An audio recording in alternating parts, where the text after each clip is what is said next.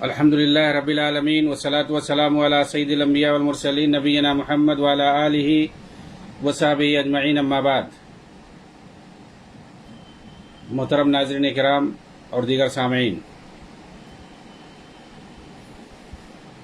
آپ کے سامنے ایک بار پھر میں امام بربہاری رحمہ اللہ کی کتاب شرح السنہ لے کر حاضر ہوں، جس کی شرح شیخ ربیع بن ہادی عمیر مدخلی حفظہ اللہ نے کی ہے، عون الباری کے نام سے۔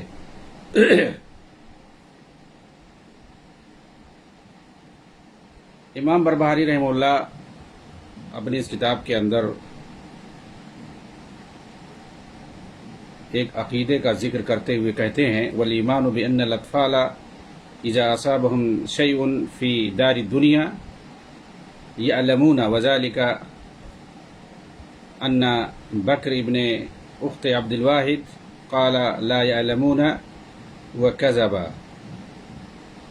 اور اس بات پر ایمان لانا کہ بچوں کو اس دنیا میں جب کوئی چیز لاحق ہوتی ہے تو انہیں تکلیف پہنچتی ہے، اور عبد الواحد کے بھانجے بکر نے جو یہ بات کہی ہے کہ انہیں تکلیف نہیں ہوتی ہے تو یہ جھوٹا ہے، یعنی اسے معلوم نہیں ہے، جو بات کہہ رہا ہے وہ جھوٹ کہہ رہا ہے۔ آخر کہنا کیا چاہتے ہیں امام بربہاری رحمہ اللہ، جو کہ 3 صدی ہجری کے ہیں، بالکل شروع کے ہیں؟ آپ کیا کہنا چاہتے ہیں؟ امام احمد بن حنبل رحمہ اللہ کے بعد کے ہیں یہ، لیکن زیادہ وقفہ نہیں ہے، یہ اسی وقت کے ہیں۔ بچے جو ابھی معصوم ہیں وہ بولنا نہیں جانتے ہیں، ان کا کیا گناہ ہے؟ تو کہنے کا مطلب یہ ہے کہ کیا ان کو بھی پریشانی ہوتی ہے، ان کو بھی تکلیف ہوتی ہے؟ تو مسئلہ یہ ہے کہ ظاہر سی بات ہے، اللہ رب العالمین تو کسی پر ظلم نہیں کرتا ہے۔ جب وہ بچے معصوم ہیں تو ان کو تکلیف کیوں دی جاتی ہے؟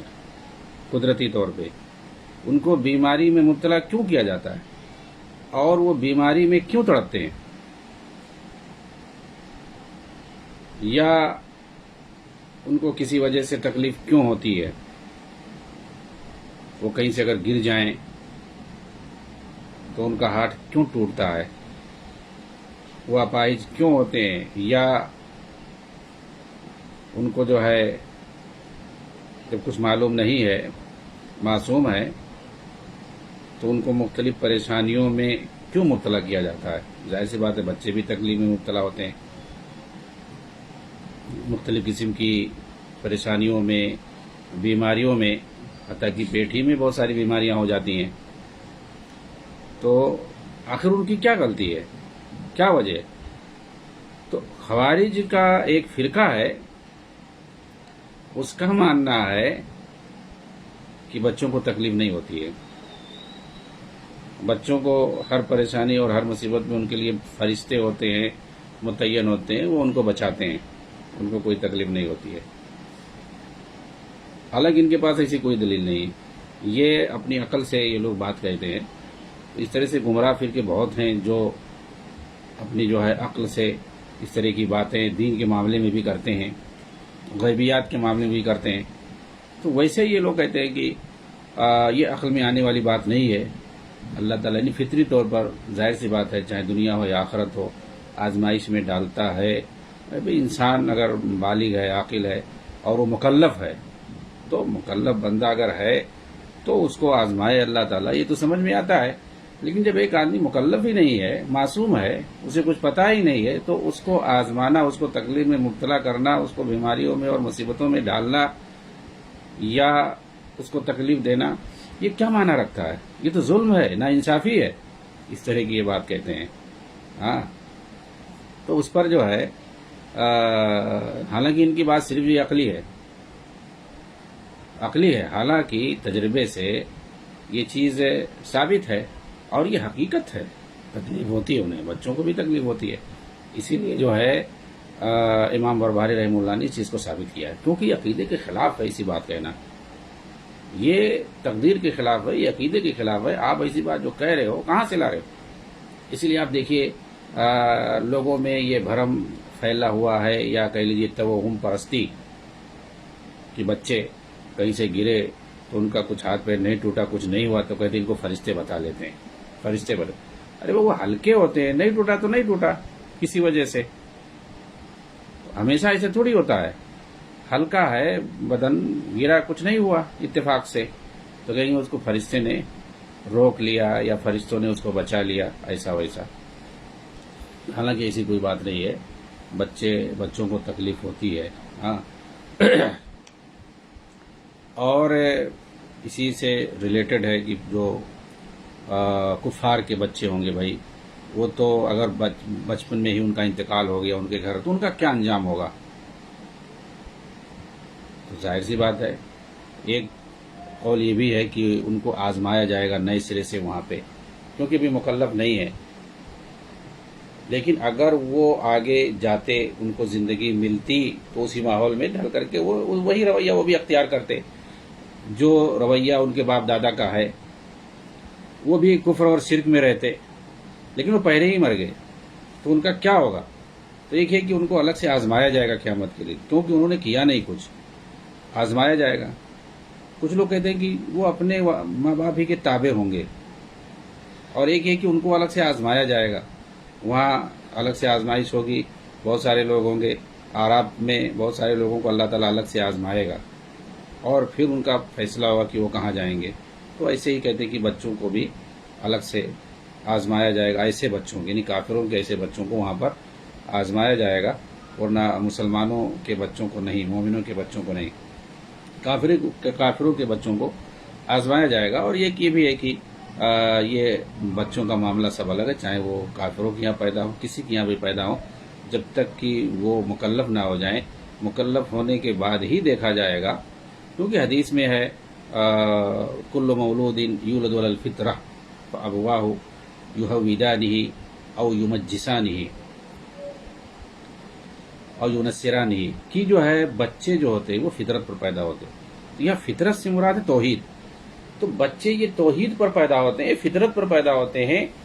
پھر ان کے والدین ان کو یا تو یہودی بنا دیتے ہیں، یا نصرانی بنا دیتے ہیں، یا مجوسی بنا دیتے ہیں.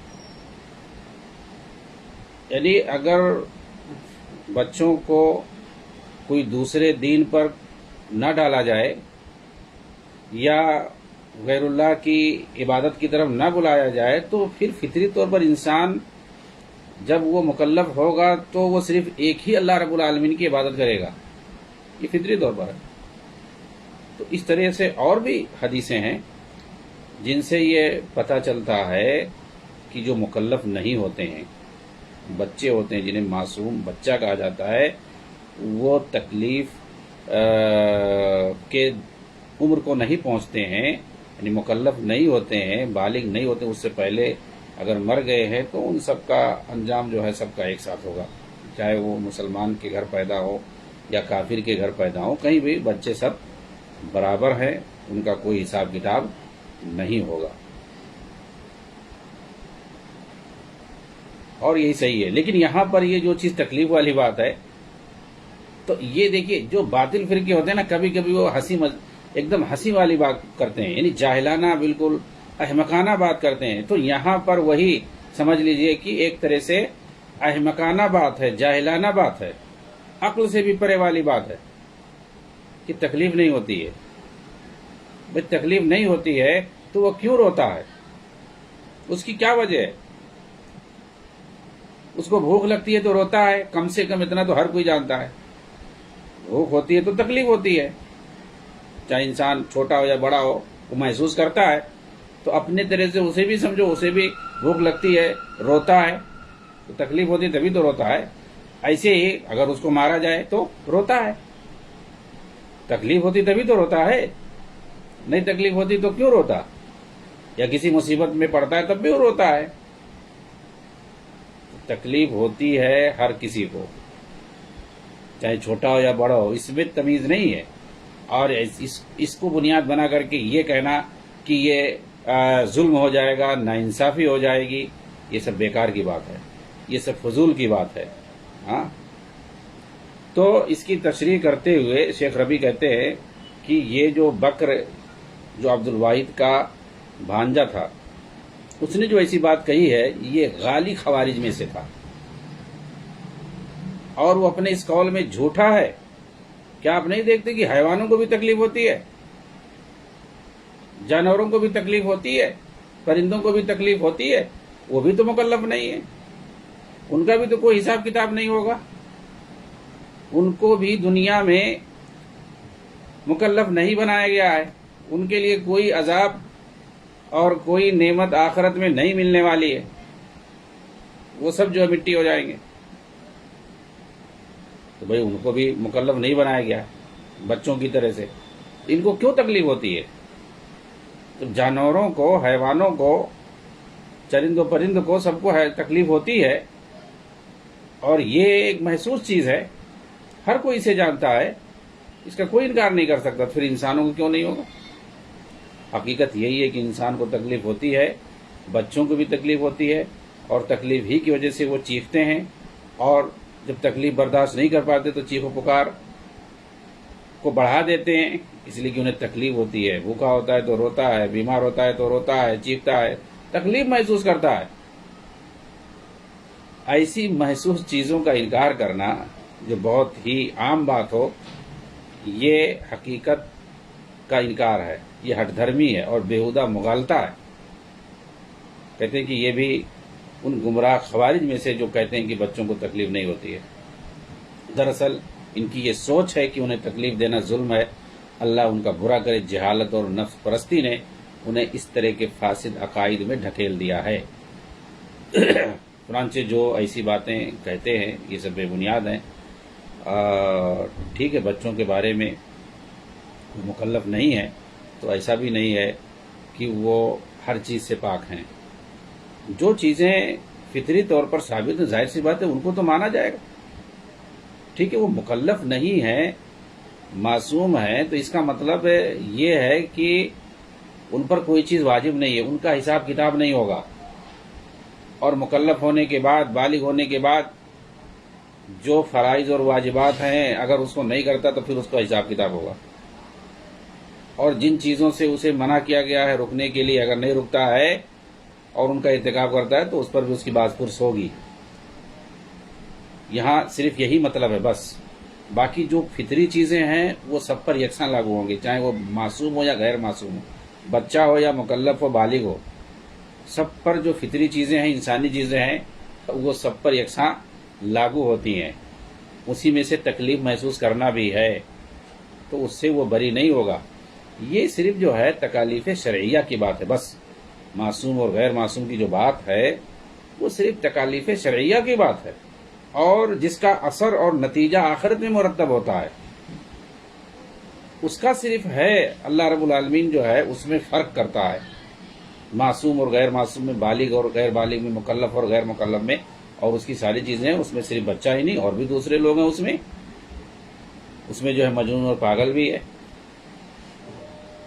اور جو نیند میں سویا ہوا ہے تو ایسے لوگ ہیں جو جن پر کوئی حساب کتاب نہیں ہے، پاگل ہے اس پر کوئی حساب، وہ بچے جیسا ہے۔ تو وہ صرف شرعی اعتبار سے ہے بس، بچوں میں اور بڑوں میں جو فرق ہے دینی اعتبار سے اور شرعی اعتبار سے ہے، اور فطری اعتبار سے نہیں ہے، دنیاوی اعتبار سے کوئی فرق نہیں ہے اور فطری اعتبار سے کوئی فرق نہیں ہے، شرعی اعتبار سے بہت ساری چیزوں میں فرق ہے۔ احکام تکلیفیہ جو ہیں وہ ظاہر سی بات ہے جب بندہ بالغ ہوتا ہے، مکلف ہو جاتا ہے، پھر اس سے جو ہے وہ سب باز پرس ہو کے حساب کتاب ہوگا اور ساری چیزیں اس پر لاگو ہوں گی۔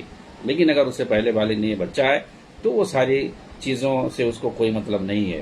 ہاں، عادت کے طور پر اسے سکھایا جائے، عادت ڈلوایا جائے، وہ الگ بات ہے، لیکن اس کا کوئی حساب کتاب نہیں ہوگا۔ اگر اس اپنی عمر کو، اس مکلف والی عمر کو نہیں پہنچا ہے، بالغ نہیں ہوا ہے کہ جس عمر میں نماز جو ہے اس پر فرض ہوتی ہے، جس عمر میں روزہ اس پر فرض ہوتا ہے، یا دوسرے جو احکامات ہیں جو فرض ہوتے ہیں، مکلف اگر نہیں ہوا ہے تو اگر واجبات اور فرائض کو نہیں کرتا ہے تو بھی اس پر کوئی باز پرس نہیں ہے، اور اگر وہ کوئی غلطی بھی کر جاتا ہے تو بھی اس پر کوئی باز پرس نہیں ہوگا۔ اب مکلف ہونے کے بعد سب کچھ ہوگا۔ اب مکلف کے لیے یہاں پر واضح ہو جائے کہ بھئی مکلف کہہ رہے ہیں، تو اس میں جو صحیح بات ہے وہ بلوغت ہے۔ صحیح بات یہی ہے کہ تمام احکامات دینیہ کے لیے جو فرائض اور واجبات ہیں، اور جس وقت بندے سے حساب کتاب شروع ہو جاتا ہے وہ بلوغت، جب آدمی جب بالغ ہو جائے۔ بالغ ہونا سوائے نماز کے، نماز میں عمر کی قید ہے حدیثوں کے اندر، یعنی 10 سال۔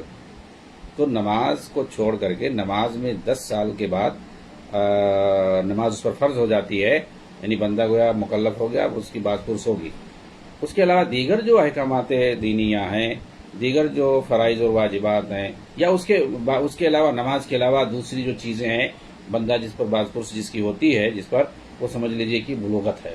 بلوغت کے بعد اب چاہے آدمی، جیسی بات ہے علاقے کے اعتبار سے یا انسان کی جو ہے ساخت کے اعتبار سے، جسمانی ساخت کے اعتبار سے اور علاقے کے اعتبار سے، ملک کے اعتبار سے بلوغت کی عمر جو ہے بدلتی رہتی ہے، 10 سال، 12 سال، 14 سال، 15 سال، کچھ بھی ہو سکتا ہے۔ میں اس لیے بتا رہا ہوں کیونکہ جو مقلدین ہیں، خاص طور سے احناف، یہ لوگ ایک عمر فکس کرتے ہیں 15 سال، وہ عمر فکس کر دیتے ہیں 15 سال، حالانکہ یہ غلط ہے۔ کئی حدیث وغیرہ میں کہیں پر جو ہے قرآن کے اندر، حدیث کے اندر عمر کا لفظ نہیں آیا ہوا ہے 15 سال، صرف نماز کے بارے میں ہے بس۔ تو نماز کو چھوڑ کر کے اور جو دیگر احکامات تکلیفیہ ہیں یا جن پر باز پرس ہونا ہے بندے کا، وہ بلوغت ہے۔ اس کے علاوہ جو ہے عمر کی قید نہیں ہے۔ تو ظاہر سی بات ہے بالغ اور بالغ ہونا یہ ہر جگہ مختلف ہے، تو ظاہر سی بات ہے جب جو بالغ ہوگا اس سے باز پرس اس وقت ہوگی، چاہے وہ عورت ہو یا مرد ہو، کوئی بھی ہو۔ اسی پر میں اپنی بات کو ختم کرتا ہوں۔ وآخر دعوانا الحمدللہ رب العالمین، والسلام علیکم ورحمۃ اللہ وبرکاتہ۔